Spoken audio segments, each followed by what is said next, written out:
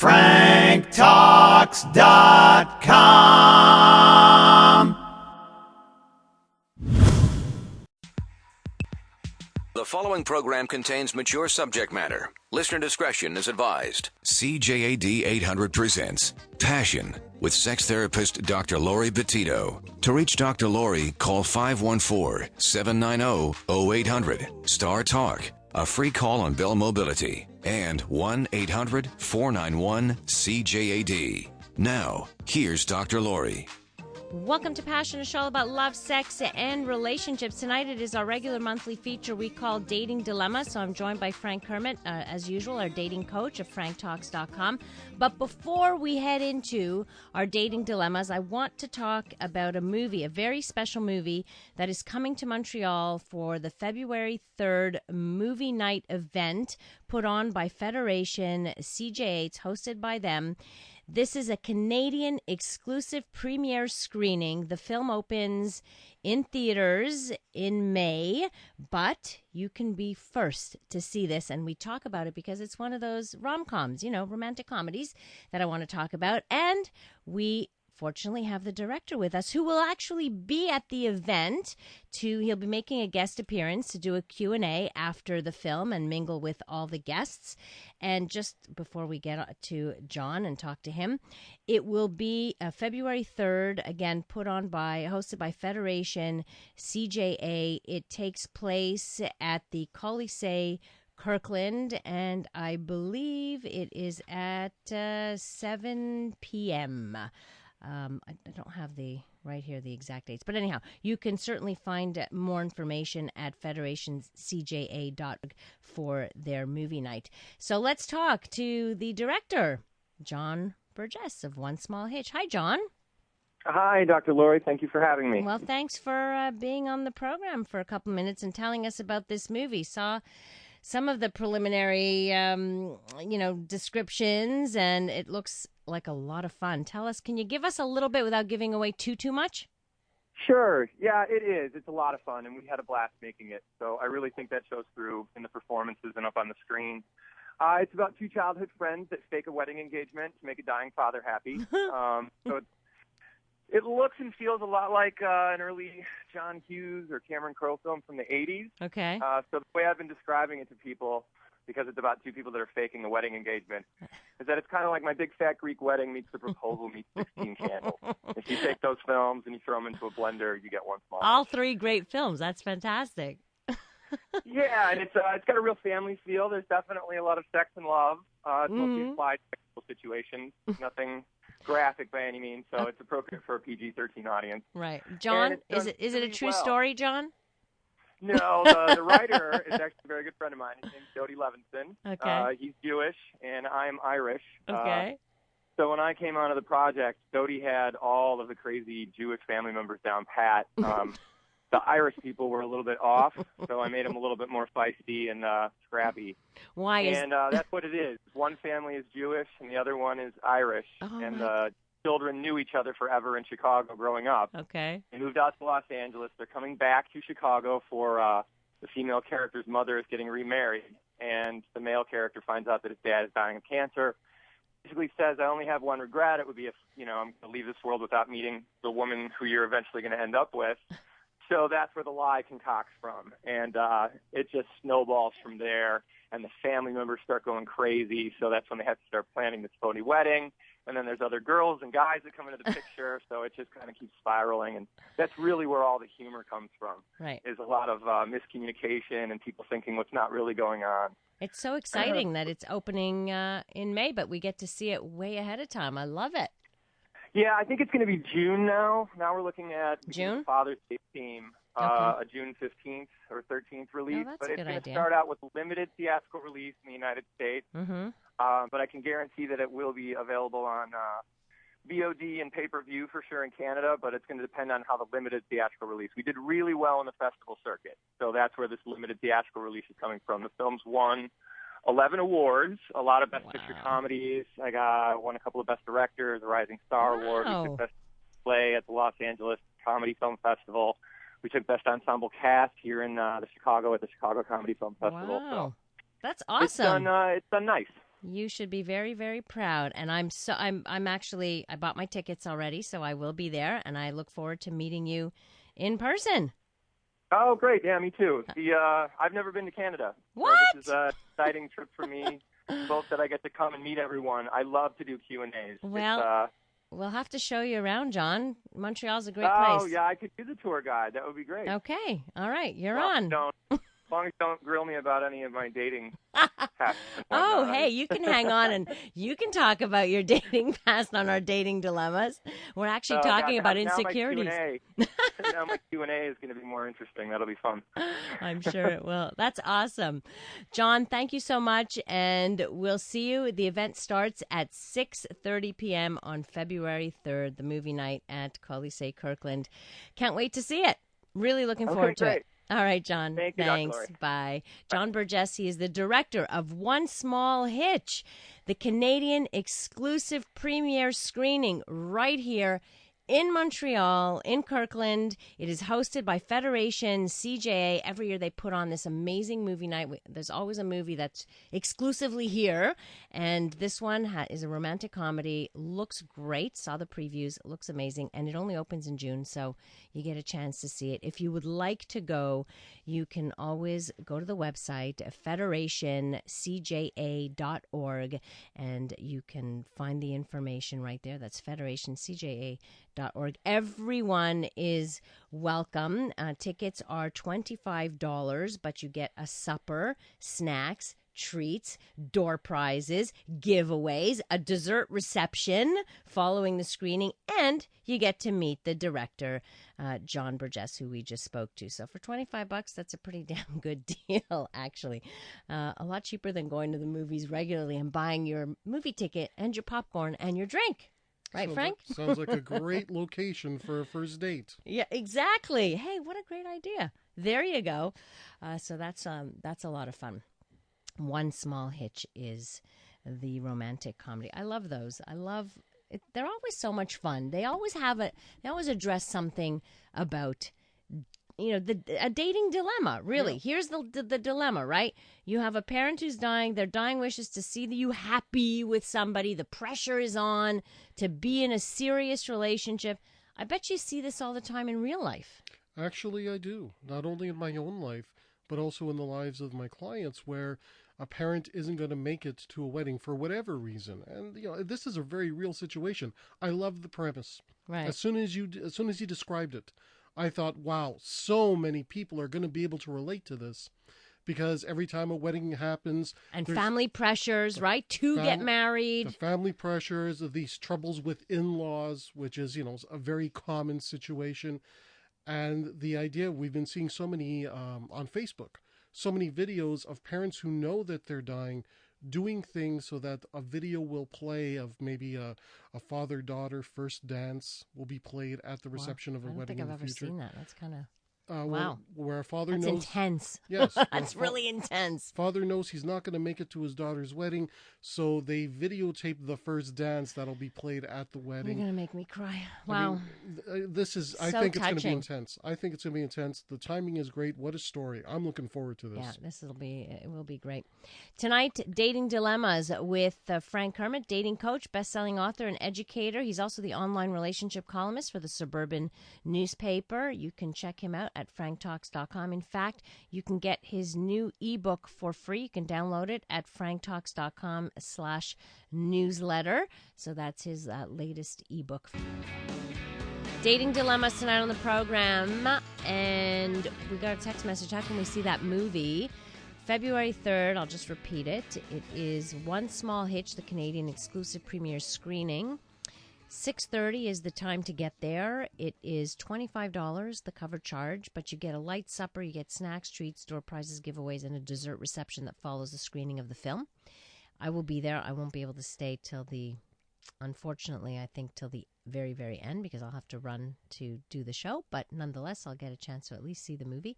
And you could go to federationcja.org for more information. Federation, or go to the Federation Facebook page, Federation CJA Facebook page. All the information is there as well.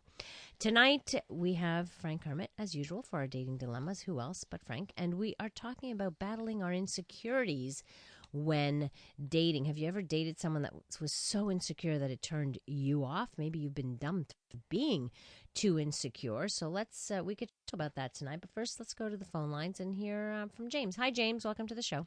Hi, Hi. Hi, you know me. I know. Okay. And well, you know me, and so does Frank, your guest there. Mm-hmm. I really appreciate that. Like how what am I going to do? I'm 50 years old. Yeah. And like I've never dated. You've never dated? No, never. Have you ever Frank coaching from him? Okay. And, that's his I'd specialty. like to do that, and I Uh-huh. got him on my computer. Okay. So But it's just that there's fudge. It's like, take the first step, James. well, yes, but it's like, what are you going to say to somebody who doesn't want to take the first step, or like can't take the first step? There's no such thing as can't, first of all. James, listen. It sounds like Yes. you're feeling very overwhelmed by this whole thing. Very. Like it's this huge obstacle. Okay, and I want you to understand something here. You don't have to do everything in one shot. You don't have to do it right away. You take small steps. And we don't even push you up there to do something you're uncomfortable with doing. I don't believe in that. I think you ought to just work on, let's say, conversational skills first. Let's identify some things about your own life that you can be proud of. And we're going to build up some self-esteem. I don't know. What? Yeah. Go ahead. What's your question? I want to get in contact with you for a long time, from her Laurie's show. Mm-hmm. It's just like I'm going to do it. I'm going to do it sooner or later. Do it sooner than later. Yeah. Okay. It's just that, like, I'm really a useless case. You're not a I'm useless really- case. Listen. I know there's no such no. thing, No. James. No such thing as a useless case. Everybody has something positive about them. Everybody can do this. You just need to learn, and you need to have the support to do it. Frank is going to give you the support. You know me, and my therapist told me that I'm the best person that has like the best kind heart. And you know me. I leave whatever la. I'm not gonna get. Yeah, I hear you, James. Yeah. But are you the same James? You want me to repeat what I know of you? Is that okay? Yeah, sure. Okay. Are you the same James that keeps calling and telling me he's in love with his therapist? Well, don't say that on the air.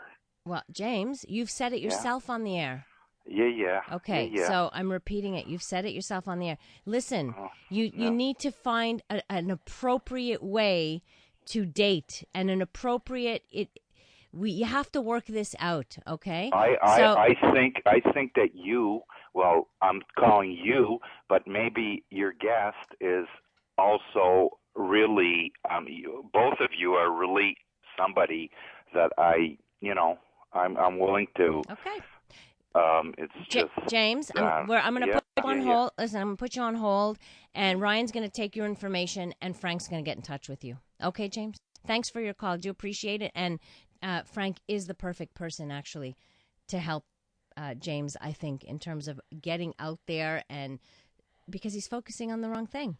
Absolutely. Now, in a case like this where he's in love with somebody he's not even allowed to date, I've often found that people will focus on someone they can't have as a means to avoid dating, rather than deal with all of the overwhelming challenges that come with dating when you've waited so long. Mm-hmm. It's easier just to fixate on somebody you can't have anyway. Right, Than exactly. to deal with the challenges. That's right. And I got to tell you, I see this a lot. Okay, I wrote a book for adult male virgins, and the stories are so common. James is not a lost case. If anything, give me 6 months with a guy like James, and I will turn it around, and he'll have a girlfriend. There you go. You're going to call him, right? Absolutely. Just in case he doesn't call Absolutely. you. Okay, wonderful.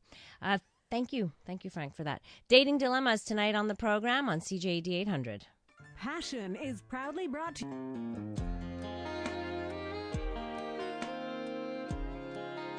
You're listening to Passion with Dr. Laurie Betito on CJAD 800. Tonight on the program, Frank Kermit, a dating coach of franktalks.com, joins me, and we're talking about battling our insecurities in dating. Frank, what does it mean to be insecure in dating, according to you? People who are insecure usually lack a certain confidence in themselves. They doubt their own abilities. They doubt their own self-worth. They doubt their own value when it comes to going out there and attracting a mate. When those insecurities completely overwhelm a person, that's akin to having an inferiority complex. So if you ever heard, well, someone has an inferiority complex, it means they don't feel worthy of anything, complete lack of self-esteem. I hardly ever use that term anymore, inferiority complex. We usually use low self-esteem. Exactly, right? But it means the same thing. Right, they don't believe in their own self-worth. And that doesn't mean that they are incompetent in other areas of their life. In fact, a lot of people try to overcompensate for their insecurities. So if they don't feel that they can bring enough personality into a relationship, they may focus on other elements, whether it be their health, their ability to secure financial status, as a means to say, well, at least I have this that someone will like me. Right. Let's go to Mikey on the line. Hi, Mikey. Mikey. Yeah, how do you know my name? How do I know your name? Because you told the name to our producer. Okay. And I have it written. So I have a question. Am I on the radio now? You're on the radio. Oh, my God. Okay, I shouldn't be saying this. Okay, so yeah, actually, my name is Magic Mike. I do magic, so for all you people who don't know who I am. Magic Mike. You know there was What's up? a movie about that, right? No, I do magic. I do Okay. card tricks. Okay. You don't do stripping is what you're saying. No, Never but, mind. Okay, go ahead. But after this, I want to actually do a magic effect for you on the phone. Is that okay? Well, we don't really have that kind of time. You have like This 30 actually takes seconds. 20 You have 30 okay. seconds right Okay, now go to ahead, say go what ahead, you go want. ahead. Go ahead. No, go ahead. You go ahead. You called me. Well, what is this about the topic? Okay, Mikey. See you later. If you don't know what you're calling about, then forget it. We're talking about dating here and insecurities about dating. You just want to be on the radio and do magic? That's not going to work. Ryan, I think you need to do a better job at He said he had a question calls. about dating. He wanted to ask how he can okay. be a jerk. That's what he said to me. How he can be a jerk. That was his question. Maybe off he's air. just a jerk, period. He said he doesn't get enough girls, that he wants to be a bit of more of a bad guy. That's what he asked. And then when he comes on the air, he goes, He's like, I don't know I'm what on he's the doing. air? Okay. Yeah, you are. When you call at 790-0800, you're likely to be put on the air. Okay, if you more want more dating dilemmas after this, right here on Passion. You're listening to Passion with Dr. Laurie Betito on CJAD 800. Dating dilemmas tonight on the program. As usual, Frank Kermit joins us, and Frank will actually be at the Living Solo show. We'll talk actually more about it as the event comes close. And as of next week, we are starting a Valentine's Day contest, and one of the prizes is a big VIP weekend pass to the Living Solo show. So tell us about what you're doing there and what this whole thing is about. Well, the Living Solo show is a celebration of the single life. Now, whether you are a single person and you're not looking for a partner, but you want to enjoy your status in life, you want to simply enjoy being single, this conference is for you. And if you happen to be a single person who's happy with your life, But looking for love? But you're looking for Right. love and you want someone to share that life with, this conference is also for you. Do you know the website for... VivreEnSolo.com. So VivreEnSolo.com. You'll hear more and more about it as the weeks go on up until February 14th when it starts. I think it's the 14th, 15th, and 16th, That's right. And on Saturday, I'm giving a very special workshop at 2 o'clock for men only, how to decorate your bachelor pad to display your manhood and attract the ladies. Oh, yeah. I remember the pictures that you showed me of your aquarium with figurines in there Kama Sutra stuff. Okay. And disco balls. And disco balls. And lava lamps. Oh, yeah. It's good stuff. Robert joins us on the show. Hi, Robert. Hi, how are you guys doing? Good. How are you? You're calling us from North Carolina. Yes. Hey, welcome. Awesome. Well, I want to get Frank's thoughts on this. Okay. I'm an amateur boxer, and from the years of boxing, one of the things I've gotten my two front teeth knocked out. Okay. Wow. And I look like a hillbilly when I walk around. And so why can't you get them fixed? Well, due to money, my money's a little tight. You know that you can go through a hospital or a university, like a teaching hospital, dental school, and they'll do it for you much cheaper, huh? Did you ever try that? I'm a little scared of going back to the dentist. You're anxious one about that? One of the things I have a problem with, it's this problem with my front teeth.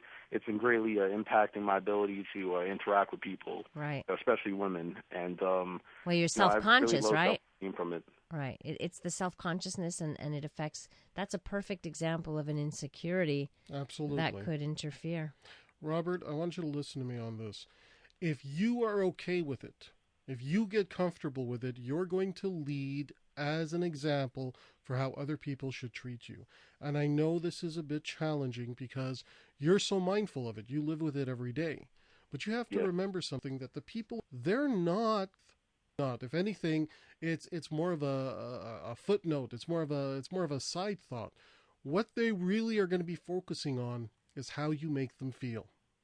And if you can make them feel good about themselves, and you can make them feel charismatic skill set on terms of how you communicate, you always have to remember that if you are okay with it, you will teach other people to be okay with it. But if you are not comfortable with it, you're sending out the message to all these people around you that they shouldn't be comfortable with it either. Doesn't that go with other things too, like weight? Absolutely. Mm-hmm. Absolutely. Yeah. Look, I'm a big guy. I don't know if you've ever seen a photo of me.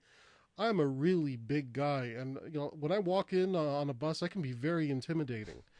Now, if I'm uncomfortable with my weight, other people will see that as a sign that they should attack, that they should make comments, that they should continue with their dirty looks. If, however, I present myself as, look, I'm comfortable with my size, it's okay, it puts other people at ease. This doesn't mean it's going to apply across the board. There's always going to be that percentage of people that are going to want to pick on you for that, but they're in the minority. And if you stand up to bullies, bullies always back down. Does that make sense, Robert? Yes, definitely. All right. Good luck to you, and thanks for calling in from so far away. Really appreciate it. Okay, take care. Take care. Hi, Julia. Welcome to the show. Yes, we are like parents are very much concerned for my daughter, who is a highly educated person. She's a medical worker. Mm-hmm.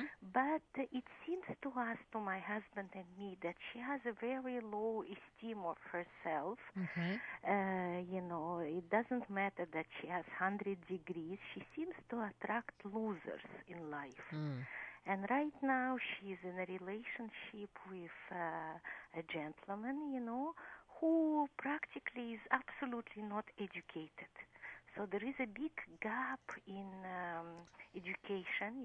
She's yes, but is he abusive? Is it the only thing you disapprove of is because he's not educated formally? Because he has not the same level of education that okay, she, so and it seems to us that she financially supports him because she's like well-paid lady. She's.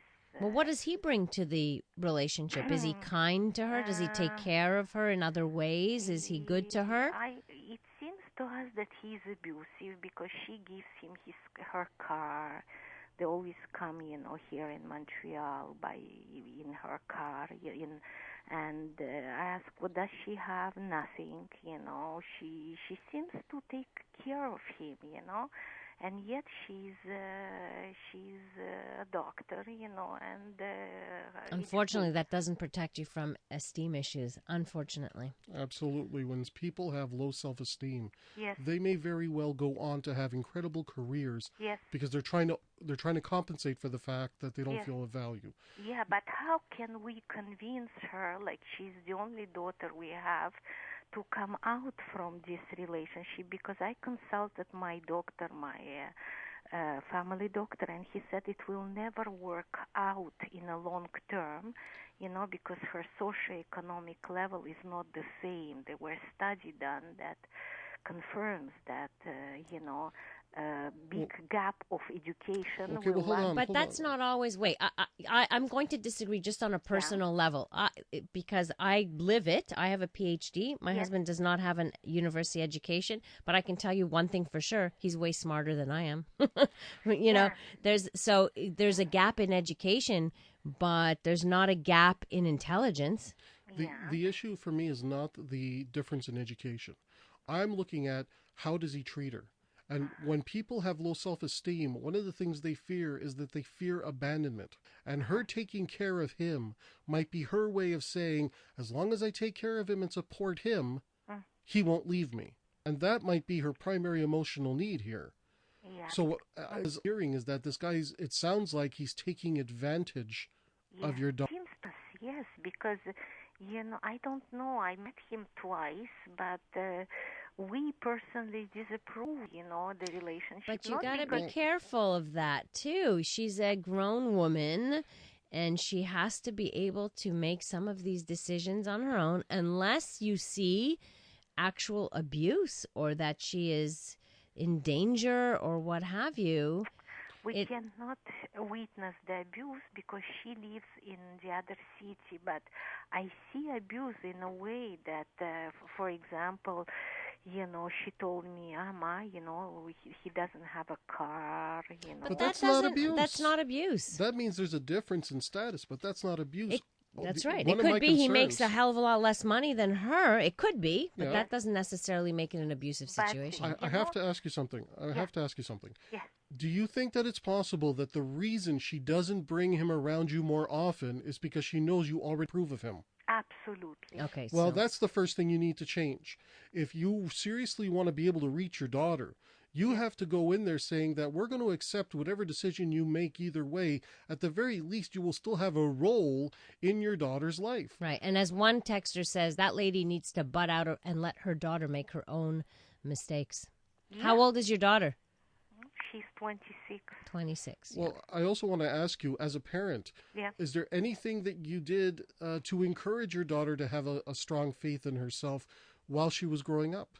I mean, let's look at that, because in the end, she's making decisions based on upbringing that you offered her.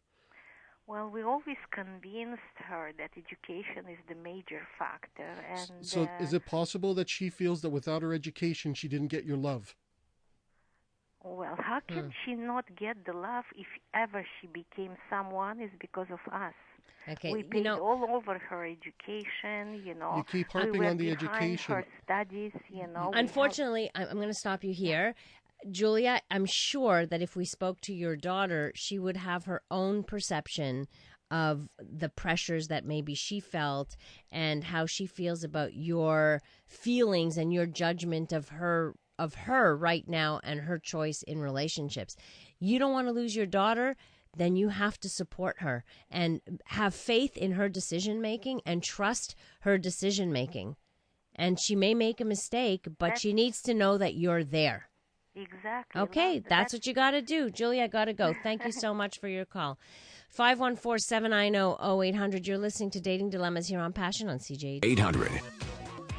Dating Dilemmas tonight on the program with Frank Kermit of franktalks.com. He's a dating coach, best-selling author, and educator, and the online relationship columnist for the Suburban newspaper. He's here to answer your questions and to chat. Together, we talk about different dating dilemmas. We started talking about insecurities, but it just kind of it goes all over the place. It doesn't really matter. As long as we're talking about some dating dilemma tonight, that's what we care about. Hi, Austin. What's your dating dilemma? Yeah, basically, I wanted to ask you, last year, basically, I was diagnosed with HSV2, and so now, a year later, everything seems to be back to normal in terms of health and everything. No outbreaks? Have you had any outbreaks of herpes? No, only the original one. Okay.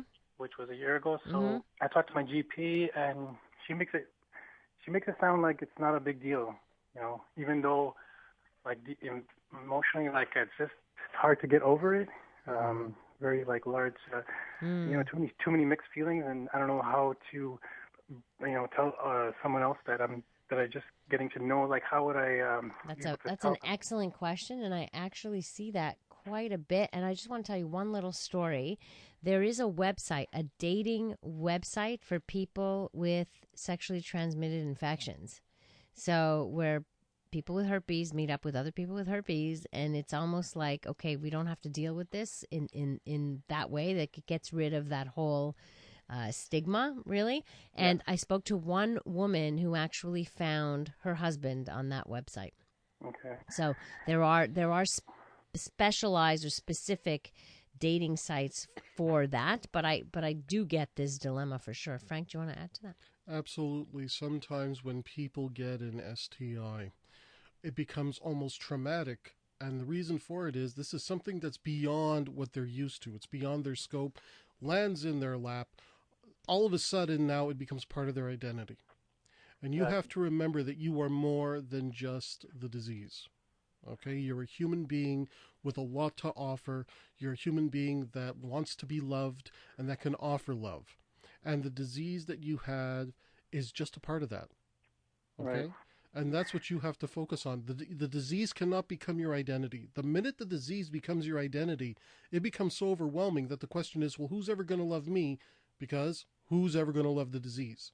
And that's not the case. We have to bring you back to the point where you understand that everything that you embody, all the good that you do in the world, is worth more than the footnote of your disease. And also, I think it's important that people get educated on herpes transmission, and all of that. So I don't think it's something you need. Certainly, it's something you should talk about before you get sexual. Yeah. But it's not something you need to say on the first date. And I think it might be a good idea to spend a little more time getting to know somebody and know, are they worthy of you telling them that? Have they earned that right to share that information with? Yeah, exactly. Right. It's just it's a big hurdle. It is. Over. It is. There's no question. It's a hurdle, but it's not insurmountable. One more thing. I'm going to give you this homework assignment, okay? I want you to write a list of all the good you do in the world. And all your qualities. Okay, everything you do good in the world. If you've ever helped a little old lady across the street, if you contribute to a charity of your choice, if you volunteer your time for a cause you believe in, I want you to write all that down and use that as a reminder. You are, if you want to look at your identity, you are the things that you value that allow you to do the things you're passionate about. That's your identity, not this disease. All right, Austin, thanks so much for calling in. Do appreciate your call. Bye-bye now. Kathy writes in, I can't believe the two of you didn't ask the previous caller if the boyfriend has a job or not, talking about Julia. No education is irrelevant, but if he's sponging off the daughter, then he's taking advantage of her, which is a type of abuse. You're right, we didn't ask whether he had a job or not. Well, no, the issue was it already sounded like from the mother's description that he was using her. Whether or not he has a job, he's still using her. You're right, he's sponging off her from that perspective. From her perspective, but what if he does have a job, and what if he's just not bringing in as much, and she says, yeah, you can use my car, or I'll do this for you. Well, we don't know what he's giving her. We have no idea. Right, it's only one-sided. We don't have both sides. The red flag I saw was that the mother called in, and her entire focus was about value of education. Right. As Mario says, that call was so disturbing. If you don't have a college degree, you shouldn't date or marry someone who does. I think Julia needs to get an education herself. Someone else says, something tells me that he's a better guy than she is making out. So we'll get to a couple more of your texts anyhow in the last few minutes that we have here for our Dating Dilemma show here on Passion on CJAD. This is underrated. We're into the home stretch right now with our Dating Dilemma show. By the way, I know some people are trying to call in and we just don't have time to put everybody through. So if you need to get in touch with Frank for some dating advice, you can get him directly. Frank@franktalks.com. So we got a text message from Toronto. Here's the situation. As a younger man, sports car, lots of ladies, took a job, worked out well, 28 years service, went through divorce but bounced back. But in 2009, lost the job, haven't worked since, and dating has really fallen off because I don't feel that other than sex, I don't have anything to offer. Listen, you probably had a lot wrapped up in your car and the job, and you were using that figuring, oh, that's going to attract the girls. And you know what? You're right. It did. That's going to attract a certain type of girl. Now you don't have these things, and you're still in the mindset of, yeah, but how do I get those kind of girls? Those kind of girls didn't really like you. They liked your stuff. Well, he was married he was divorced, right? He was divorced. Right. And when you lose a job, when you lose a vehicle, when you lose all of those status symbols, and you lose all of that sexual attention was never for you anyway. You have a wonderful opportunity right now. Let's get you some sexual attention for who you are at your core. That's the focus. Okay, so really focus on the inner. Focus on what you have to offer. Everything good that you do, like I told the last caller, that is at your inner core. That's what's going to be attractive to the type of person that you should be seeking right now. A couple of messages came in for Julia again. At the end of the day, is that lady's daughter happy? If so, leave her be and stop judging her. Another one says, immigrant parents think exactly like that mother does. What matters is the image. So more feedback, and I think we may be able to squeeze one more in. Hi, Frank. I'm trying online dating, and I'm wondering, is it better to send a nice reply to male senders whom I'm not interested in, or should I just ignore their messages? Some seem so grateful when I reply, while others sound like they want to kill me, no matter how respectful my reply is. What's the code? A lot of guys, when they are used to not getting a message back, so they just deal with being ignored. When you do send a very nice message, you can simply say, look, I've met someone that I want to explore with, or I don't think we would be compatible. Unfortunately, some guys will say, oh, she sent something back. It's a sign that she's interested, and I just have to try harder. And that's just so is it better just ignore it? Is that what's expected anyway? Unfortunately, it might be better just to say nothing at all. Wow, sounds so cold. It's cold. However, so cold. For those guys who are persistent, my attitude is, you know what? Give him a shot, because that persistent guy is the kind of guy who's going to do a lot for you when you are his girlfriend. Yeah, maybe, or he'll just creep you out, whichever one. Frank, thanks so much for coming in. Thanks to Ryan Ryder for his technical work tonight. And thanks to all of you for your text messages and your phone calls. You make the show. Coming up next, you've got news, followed by the CJAD Comedy Show. Have a wonderful rest of the night. And please remember, life is short, so do take the time to smell the flowers and indulge your passions.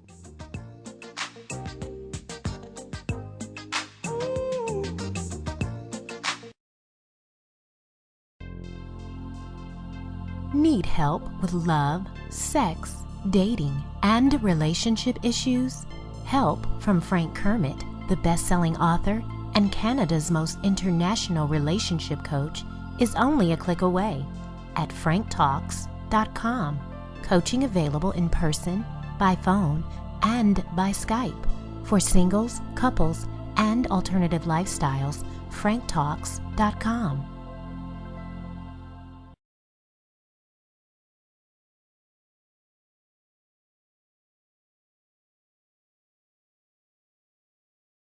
Need help with love, sex, dating and relationships?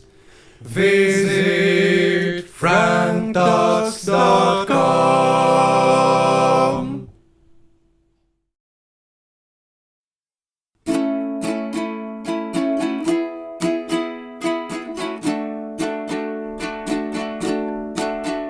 If you need help with your relationships, my buddy Frank, he's got some tips. Just go to franktalks.com. His advice is better than your mom's. He knows what you're going through, 'cause Frank has been there too. So log on to franktalks.com. franktalks.com.